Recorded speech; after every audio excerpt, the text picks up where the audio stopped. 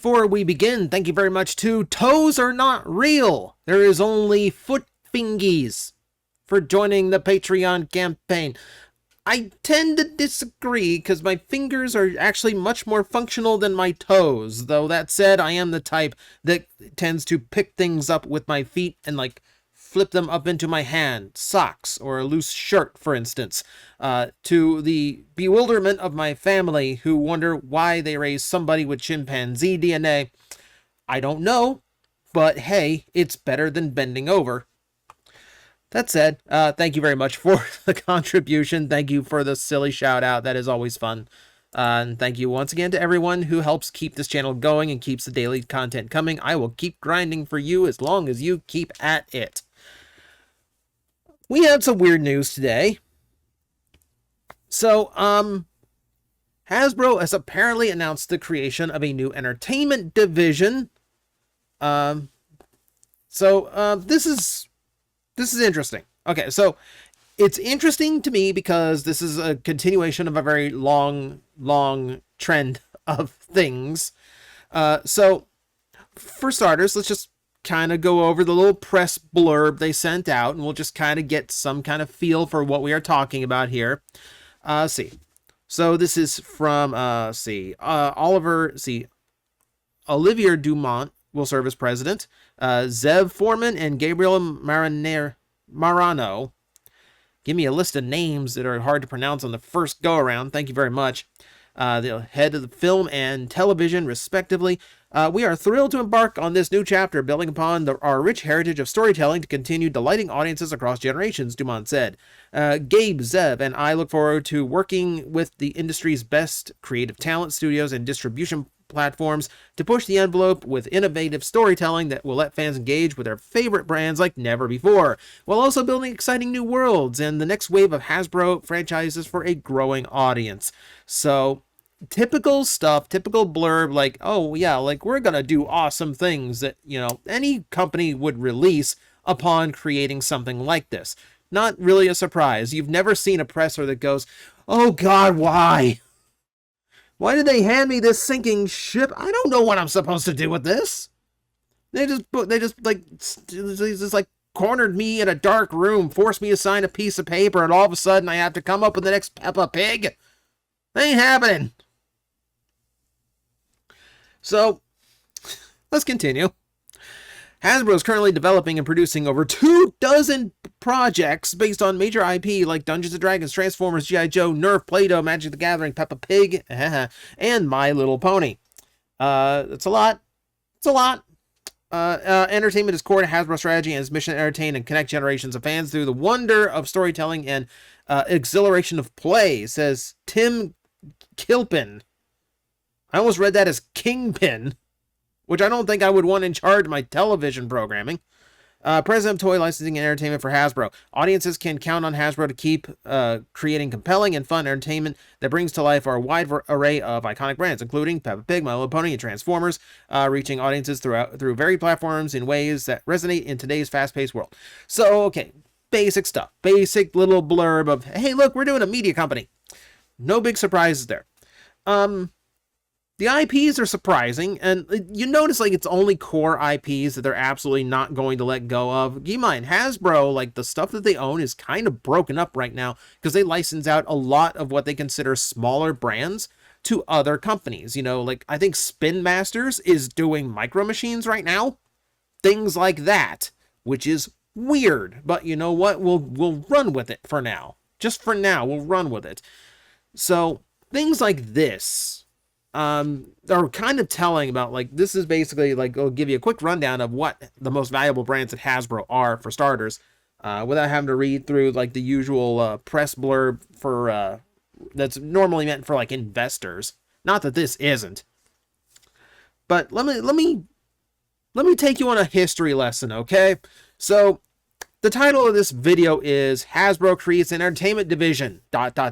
Again. Because this is hardly the first time, and it's been weird. It's been really weird. Okay, so for starters, I have to take you all the way back to 1953 for a company called Claster Television, which is born as a romper, which is basically the production house for Romper Room, one of the very first kids shows just for kids that was really popular. So Hasbro bought them all the way back in 1969 and basically used it as a platform for syndicating all of its TV shows. We go down here and see what it created. You can tell.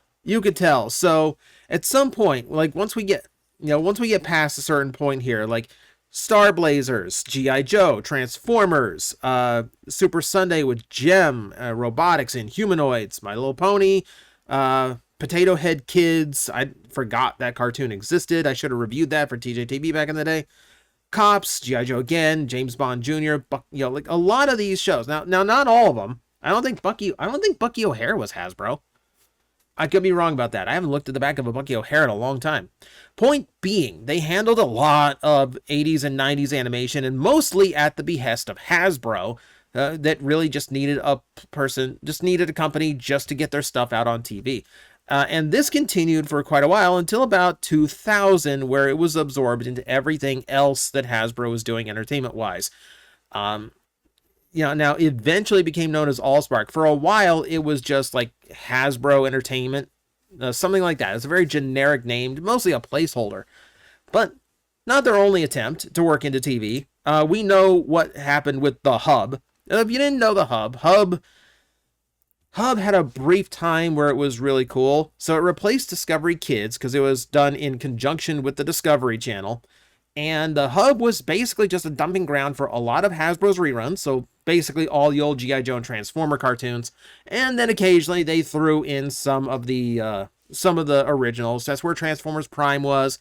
That's where My Little Pony Friendship is Magic was. I want to say they did a new Littlest Pet Shop as well. A lot of things that you heard of, and then a bunch that you'd never heard of again, right? It did not do well. It lasted about 4 years, which, you know what, in digital cable is actually kind of impressive, to be honest. They never approached any of their competitors content-wise or space-wise. So, yeah, it didn't work out. Eventually, it developed into Discovery Family that continued carrying some of this. It was still a joint project with Hasbro, but now Discovery was taking more of a forefront. Still carried Rescue Bots and My Little Pony, but this is about the time where they started going like, okay, we need other outlets, right? I think it was Cyberverse that went to Cartoon Network instead, which is eventually who took over Discovery Family eventually after they started merging. And you know how well that Warner Brother merger has gone for animation, right? Didn't deter Hasbro. Hasbro turns around and creates Allspark. So this was active since 2009, but it reorganized in 2017 to create the parent company for two, which is Allspark Animation and Allspark Pictures, which are, self-explanatory. Allspark Animation, let's see, they did handle G.I. Joe, My Little Pony, like etc. Stretch Armstrong, Micronauts, Pound Puppies. If you remember the infamous story of like the full Micronauts reboot, that there's like 52 episodes that exist, but they just got put, and they're completely done, but they got put in cans and buried away because it was better to write them off as a tax write-off, mostly because the toy line plans got canceled. So all of that. All right. So, and they're basically just like the people that run all the stuff that Hasbro produces, even if, animation or television wise, even if they weren't the ones really in production. So like Allspark Animation takes partial credit for Combiner War, Titan Return, Power of the Primes, even though that was Machinima that did all the work on those series, right? So that's kind of how that ran. And especially like a lot of the stuff from Allspark Animation was actually done by Boulder Media Studios, which did Cyberverse, Rescue Bots Academy, etc., a bunch of other Hasbro products. They also did BotBots. So Boulder Media, so they produced a bunch of stuff. They did Foster's Home for Imaginary Friends and The Amazing World of Gumball. They got really good shows under their belts before they were bought in 2016. And then in 2022, they get bought by a company called Princess Productions. So Hasbro loses its main animation studio. And then they start reamalgamating again. Hasbro buys Entertainment One. Entertainment One has been around since 1970. At least the companies that would eventually become Entertainment Ones was back then. So, they, back when E1 was basically its own thing, it acquired Alliance Films, which was kind of a, somewhat significant studio for a while. But most of it got sold off, so basically just own the name, what we do. They got bought by Hasbro in 2019. They're basically, they basically tried to turn E1 into like the replacement for Allspark, because now they have an established industry name that can handle all of this. And they tried to produce a lot of this stuff, and though their big project is actually Transformers 1, which is probably now in production nightmare land because strikes all over. And guess what? This lasted exactly 2 years. 3 years. Apologies. 3 years. Let's give them all the credit they deserve. Entertainment One earned a whole 3 years. I feel so Entertainment One got to keep everything that it created except for the stuff that was owned by Hasbro, like Transformers, and they kept Peppa Pig, because I don't think that was Hasbro originally, but they pretty much just bought E1 just to get a hold of that. It's what it feels like. So now most everything for E1 is sold to Lionsgate. And from the ashes of E1, they apparently kept the 3 people in charge of E1 to now run a brand new entertainment division, Hasbro Entertainment. So that's your history lesson. So you see where I don't have a whole lot of faith in this. Hasbro has tried many times to have a production house of their own, whether it was produced in-house or whether they just bought one to live next door to their house. Either way, this is always a rocky bit of territory for the company that never seems to go well, but they keep trying it. And you gotta keep trying it because they have so many popular brands, as noted. And it is far more profitable to actually have these in-house and being produced by yourselves than it is to do it with another company. Now, as far as we know, this does not affect any current plans. Hasbro Entertainment is probably going to take over whatever development on Transformers 1 that Allspark / E1 was in charge of. And we don't think this affects Earthspark in any way. As far as we know, Season 2 is still completely on track. Writer's strike might have put that on delay, but that's how that goes. Point being, this is rocky. This is rocky. So I'm assuming Transformers 1 is still going to be their big project, but they claim over 24 projects. That would be like minimum 25 projects in the works. Keep in mind, this is, again, nothing new. Hasbro announces they plan these a lot. You remember once upon a time where we thought we were getting new Mask and ROM and Micronauts and Inhumanoids and Visionaries? They re-trademarked and relicensed everything, and then they started throwing all of them into the IDW verse to get them more exposure. They're revving up for the return of all these 80s properties that have not had a go around in forever. All of that apparently got scrapped. We know Micronauts got completely scrapped, the injustice that it is. That's 3 years of work. There's people dedicated 3 years worth of work to ultimately get nothing out of it. Think about that one. You work on a piece of art for 3 years and then you're not allowed to show it to anybody because some big exec wants a tax break. You'd be highly annoyed, and you'd have every right to be annoyed. But we're working on 25 projects at once now with a whole 3 known employees. I'm sure this is going to go great. So let's just think about this for a second. What are we doing? What are we producing? All right, so some of this we already know. Transformers has Transformers 1 coming out. They've probably got a hand in Earthspark as well. Dungeons and Dragons, we know they're doing a Paramount Plus TV show, so that's absolutely what they are working on in that. Everything else is where it starts to get hazy, right? What do you do with G.I. Joe? Because everything they've done with G.I. Joe has completely tanked lately. Outside of like the Classified series, which does surprisingly well, but they are getting into that same little area of concern that a lot of other their toy lines, like Lightning Collection, has gotten into, where like we've done all the popular ones, and now we've just got leftovers to fill out your army. So now we don't know, now you don't know the survivability of the toy line. So that's a fun one. That's always great. So what could you do with G.I. Joe? Do you do a new cartoon? Well, you can't do a real American hero because you got to market it out to the rest of the world. The movies would be exactly the same. You go back to like international heroes, the way they package real American heroes, for other countries. And we don't know what they're doing with the movies because they're crossing into Transformers. It's been a while. You've had a chance to watch Rise of the Beast. I'm not holding that spoiler back anymore. So they're hoping to probably spin off G.I. Joe with another movie after the next Transformers movie, presuming there is another Transformers movie after Rise of the Beast, because Rise of the Beast is the lowest box office that has ever happened for a Transformers movie. That says a lot, considering a much more profitable movie like The Last Night was considered an absolute failure. It's looking rough for the live action movies, not gonna lie. So I don't know if the G.I. Joe spinoff thing is movie based. I think you're looking probably at a new cartoon. I think you have to. I think that's really the only direction they go in here.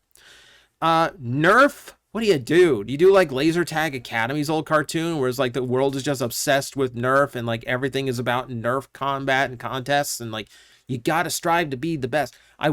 Someone mentioned it. I wanted to be like the Wizard, where it's just like someone is just this ace at Nerf gun combat, and they're taking it across the country to compete in the national tournament, and along the way there's just these adult jerks who I can't say real descriptors because YouTube rules. There's just these jerks that are trying to keep this kid from competing in a Nerf gun competition. Be good kids film, right? Play-Doh. What do you do with Play-Doh? Do you basically just reboot Gumby? Like, just make clay, you got to do something claymation, right? It's got to be either claymation or like CGI fake claymation, which really wouldn't work. But claymation in like full TV production would be very difficult. Claymation is not cheap. Claymation is very difficult and it's very not cheap. But it's Play-Doh. What else do you do with a Play-Doh movie, right? It's got to be like little Play-Doh characters so they can market them. Magic the Gathering, that's actually the easiest one. You could do a TV show revolving around, you could do like a Yu-Gi-Oh style TV show, either cartoon or live action. You could do a movie based on the actual fiction behind Magic the Gathering, because there are main characters in Magic the Gathering. There are recurring characters and settings and all kinds of things. There's a potential for a Magic the Gathering cinematic universe. So they're like, here's Strixhaven, our Harry Potter knockoff. Here's Phyrexia, where the machines are where I was gonna say the Skynet, but it's far more, it's organic machines. So like Legion or like Phalanx from Marvel. That's what I'm thinking of. Peppa Pig, My Little Pony, that's all easy stuff. That's just new cartoons, most likely. You notice what's missing out of all of this big press release? No mention of Power Rangers. There's a brief blurb, in the full size blurb. I'm just giving you the abbreviated version. There is one mention of Power Rangers for Netflix. But at first we know that's just Cosmic Fury, which comes out in one big blast. I think at the end of next month, I think it is. Point being, if they're working on anything else Power Ranger wise, they're under wraps. And they're not mentioning it whatsoever, which is concerning because it's supposed to be one of your biggest brands. So this is just me wildly speculating. You get a history lesson about Hasbro's attempts to do entertainment companies in the past, how quickly they dropped them after basically doing nothing with them, and just basically finding out all the best stuff. They got someone else to help them make it. So I don't know how Hasbro Entertainment is going to survive. Hopefully it does, because if they can make it all work and they can make more money because they do it all in-house, okay, fair game. That keeps Hasbro and Transformers around a lot longer. But till then, we have to just cross our fingers. Hope this one is the one that works. But that's your history lesson. That's your speculation. So thank you guys for watching. I know it has barely anything to do with Transformers, but you know what? I was in the mood. So there you go. Thank you guys. I will see you next time. I'm like, I think you guys got this. I will back away, and I will see you all later. You've got this handled. Alaffi's like, really? You're not gonna help me? Like, it's fine now. It's like these disgusting creatures breathing down my neck, and you're all just like, I believe in you. You got this. All right, you seem to have this. 5 minutes.